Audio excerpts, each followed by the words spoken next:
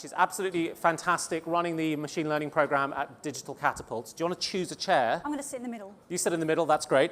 And up next, we have Jack Clark, who runs strategy and communications at OpenAI and has flown in from San Francisco, but he's going to shock us with his accent in a second. And then Danny Lange as well, if you can come up, and Adrian, please. The stage is yours. Libby, over to you. You're in charge, boss. Thank you, Adrian. Yep. So we're gonna go straight into it because we're a little bit out of time and we've heard a little bit introductions already. So I apologise for skipping through.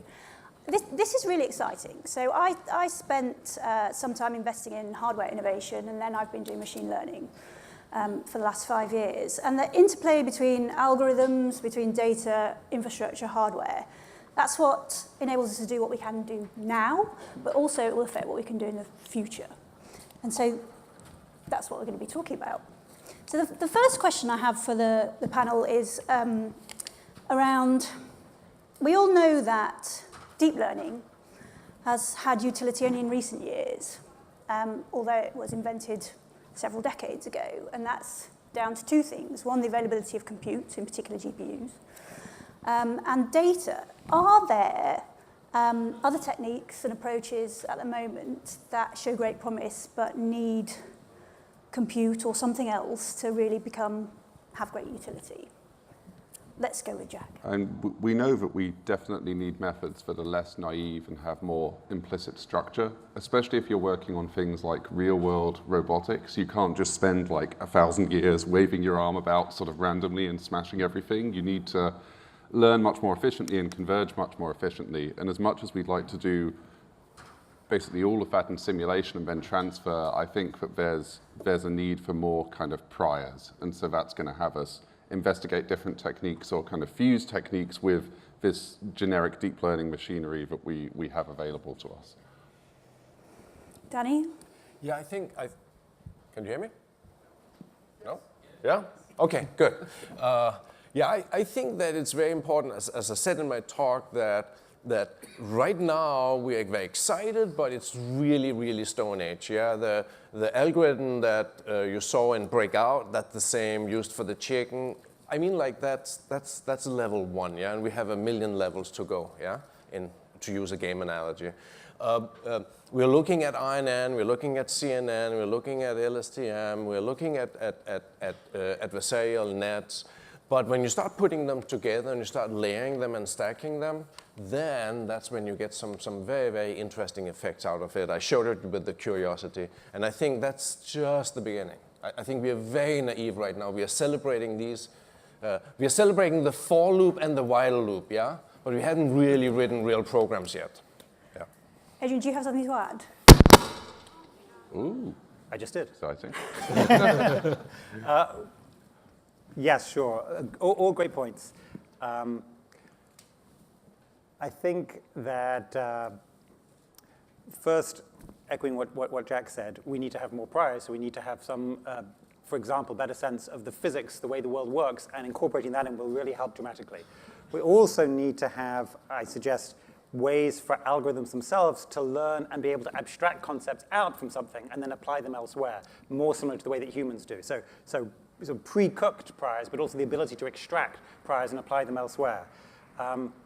But I think maybe your question was specifically about hardware. Is that right? Or can I say something quickly about hardware? I'd like you to say something. Okay, so saying something quickly about if we think about the way that humans think compared to the way that machines work, in addition to the things we've talked about, one of the things that really jumps out at you is that our brain is massively parallel. We have about 86 billion neurons. Each one is very, very simple in its operation. Or actually, maybe it's not so simple, but we pretend it's simple most of the time. So it has these 86 billion neurons which work slowly, and that's very different to the architecture we typically use in computers. So 20 years ago, we'd have had one CPU. As you rightly point out, we've now moved to architectures where we have many CPUs and many, many GPUs, but we're still very far from the kind of setup that we have in our brains, and moving in that direction is very interesting. Clearly, we've had a bit of a revolution with GPUs. We had a revolution with TPUs. At OpenAI, Jack's group, they wrote a fantastic report recently on the increased computational power which has been used in algorithms, and probably I should let him talk about that. Well, I was going to try and start an argument, but maybe that's going to be difficult. But A phenomenon that we discovered, right, is if you look at the compute used in very significant results that have happened in recent years, like neural machine translation or AlphaGo or the original ImageNet and things like this, you see an increase in the amount of computation used that is something on the order of 300,000 over 6 years. And if you just factored in Moore's law, you'd expect an increase of 12x. So that suggests that when people criticize deep learning as being just like curve fitting and this like big dumb hammer, I think maybe a problem that we have as a sector or a scientific community is that we're figuring out how to use like too many hammers in parallel. So we keep on finding tasks that you can just solve with hammers, which actually seems like somewhat disturbing to me, because I worry that we fall into a regime where we get addicted with using increasingly large chunks of compute to like solve problems and we're not solving them in the kind of smart way. But I'm wondering, is that bad, or should we just be grateful that we can solve these problems? Adrian, is this focus on deep learning, is it diverting attention away from other techniques and approaches? It is to some extent, but also to some extent it's well justified. We've had tremendous success with deep learning, and it's true that we're a bit behind in our theoretical understanding. So there are really key important theoretical issues for us to work on. For example, we don't really understand how it is that when we optimize a deep learning system, we typically use a kind of gradient descent, which is not in any sense guaranteed to get to the optimum, but it pretty much always gets to something which is pretty good. And we don't really, there's work on that, but we don't really understand what's happening there. And we don't really understand that you might, if you start at different places, end up at other places. And that seems to work mostly as well also. So there's a lot of theory we don't understand with deep learning, but it has been tremendously important practically. And I think to the previous point, it's great that there are many applications where we can apply them straight away. Having said that, yes, I think we were at the beginning. People sometimes bemoan the fact that we have narrow AI, but it's not really surprising because we're training it to be narrow. We train algorithms by pouring tons of computational resources into doing one very, very, very specific thing, and it does a very good job of that. And that can be great. It's very useful in the real world and in healthcare, for medical diagnosis, lots of things. But I think it's going to be very exciting as we go beyond that. Danny, you're nodding. Do you want to add anything? Controversy, that's what we're trying to drum up here. It's so hard.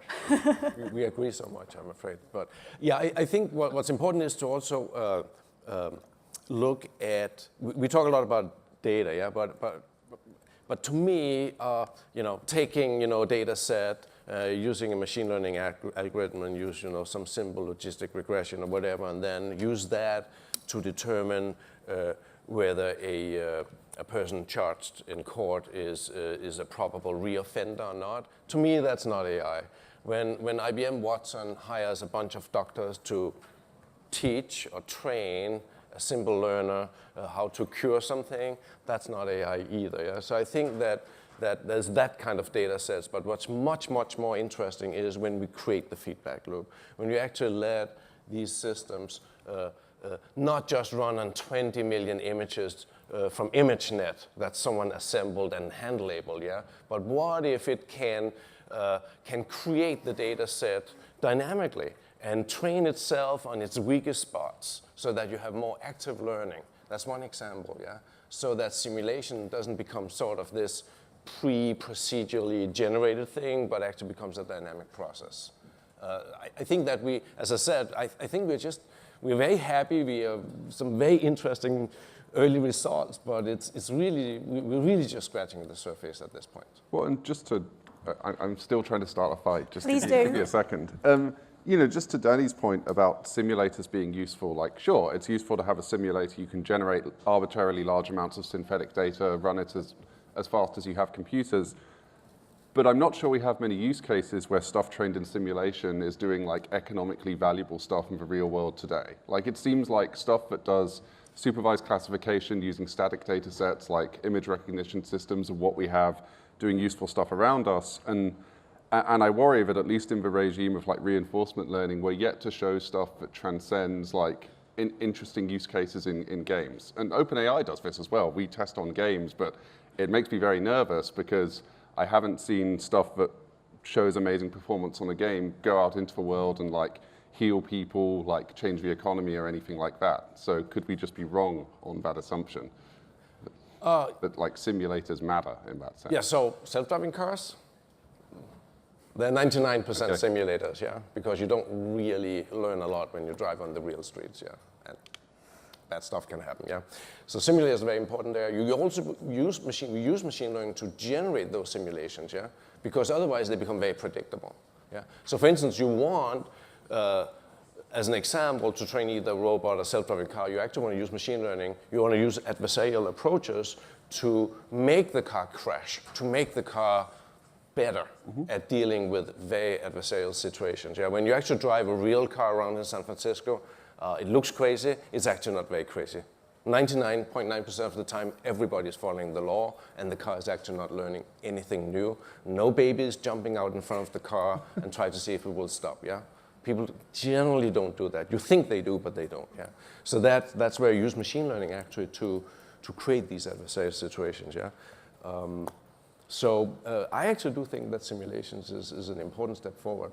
In gaming, for testing of games, actually use reinforcement learning to create artificial players that play games to test, the 5,000 levels of some game. Yeah.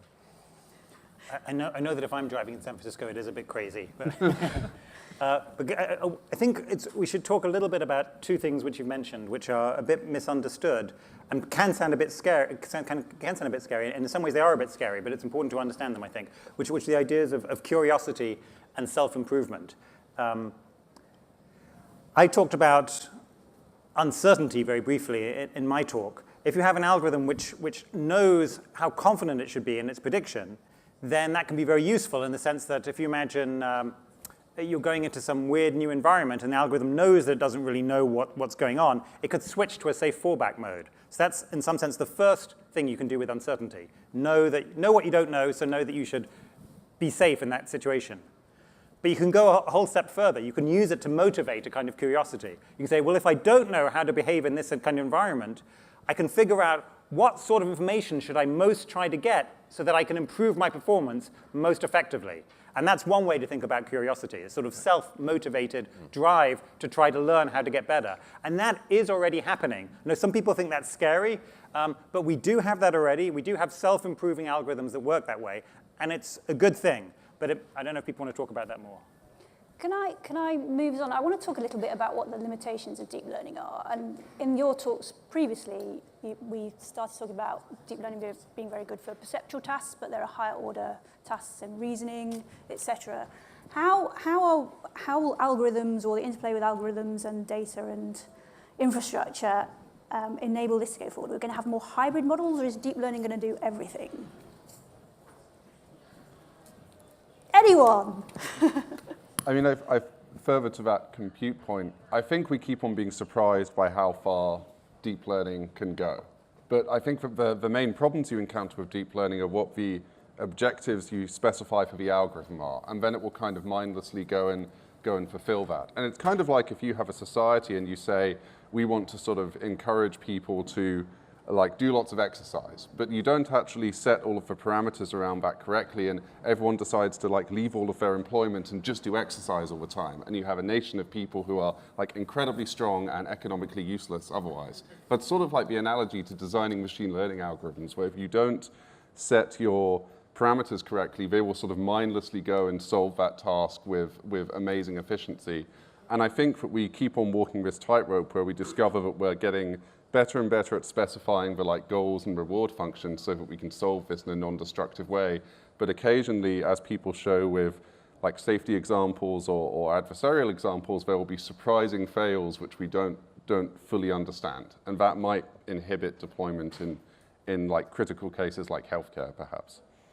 So you're not a fan of building priors or knowledge into systems? You don't see that as being a fruitful Well, step? we have sort of a basic research team, and we do research into adding priors, and what we find is that we keep on getting encouraging results on sort of toy problems or small environments, but when you try and scale it up to very large scale problems, we still find that simple components like LSTMs or reinforcement learning approaches like PPO or TRPO or DQN, which Danny showed, those still work amazingly well. And so we find that when you're trying to do a large-scale applied tasks, we have these simple components that scale. And that can be quite sort of addictive, right? You want to scale up the thing, even if it has some slight problems. Okay, how about... So, well, I'll be a tiny bit controversial. I think, so there has been some debate in the community about will deep learning get us to AGI?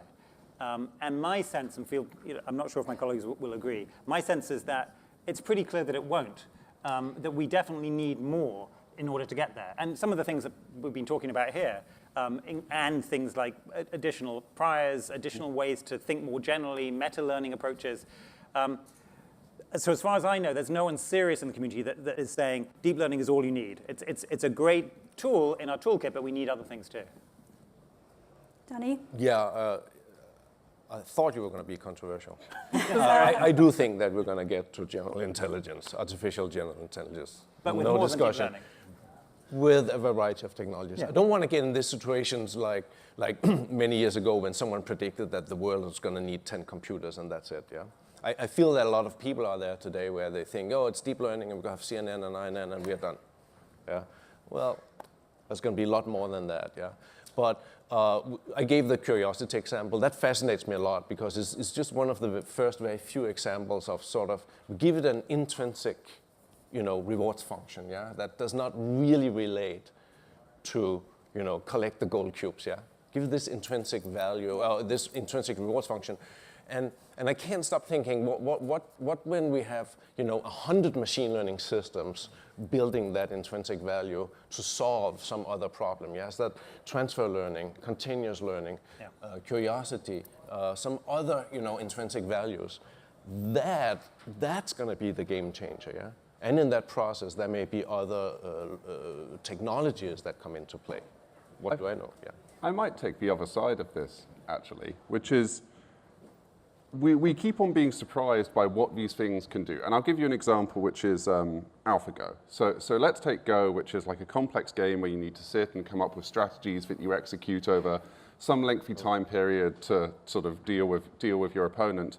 I think one of the surprising things about the way that Alphago was built is that it doesn't use like a dedicated memory component. It originally uses like Monte Carlo tree search, and then it uses just sets of networks. And the interesting thing, right, is that to beat a human at this, your networks must have learned to do planning over long time horizons, but you haven't put a specific memory module in. Yeah.